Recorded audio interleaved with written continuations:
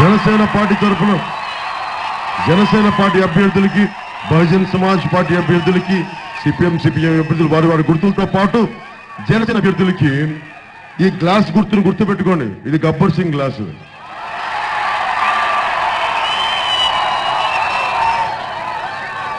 ఈ గ్లాస్ ఇచ్చిన కాచేద్దాం. చిన్నప్పటి నుంచి మా అన్నయ్య నాగబాబుని ఈయన స్టూడెంట్ పాలిటిక్స్ లో చేసేవాడు. వెళ్ళి ఫ్రెండ్స్ తో కూర్చొని సల్మా అనేది సీమా అనే క్యాంటీన్ లో కూర్చొని రాజకీయాలు చర్చించాడు. నాకు ఇష్టం అలా కూర్చొని. నేను ఇంటర్ రాగానే వెళ్ళి అలా క్యాంటీన్ లో కూర్చున్నామంటే మా అమ్మ కాళ్ళు ఎరగొడతాను, కాళ్ళు వెళ్ళే ఉంటాను. నాకు పంపించావు కదా అంటే ఆయనకైతే నాకు తెలియదు, నువ్వు మటుకు వెళ్తే కాళ్ళు ఎరగొడతానంటే ఆ కోరిక ఉండిపోయింది నాకు. ఆ గ్లాసు చాయ్ తాగాలి.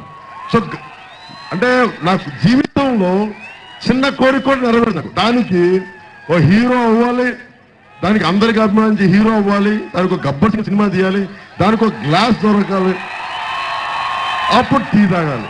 అంటే చిన్నపాటి కోరిక కూడా ఇంత కష్టపడాల్సి వచ్చింది. అదృష్టం అంటే భగవంతుడు ఎలా కరుణించంటే అదే గ్లాసు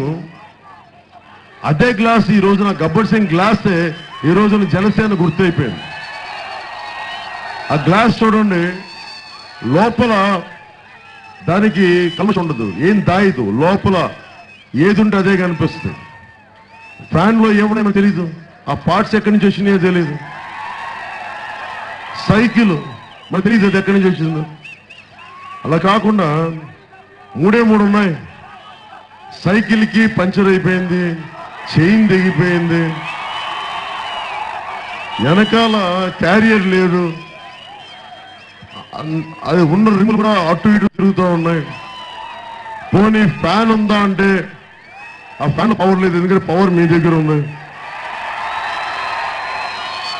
అందుకని బలమైన ఒకటే కోరిక, ఒక్కసారి రూపంత దేవాలయం జీసస్ స్టేషన్ తలుచుకోండి, అల్లాని తలుచుకోండి, మా ఊళ్ళమ్మ తలుచుకోండి, గాజు గ్లాసు గుద్దేయండి. మన జీవితాలను మార్చుకుందాం, బాధ్యతగా ఉందాం.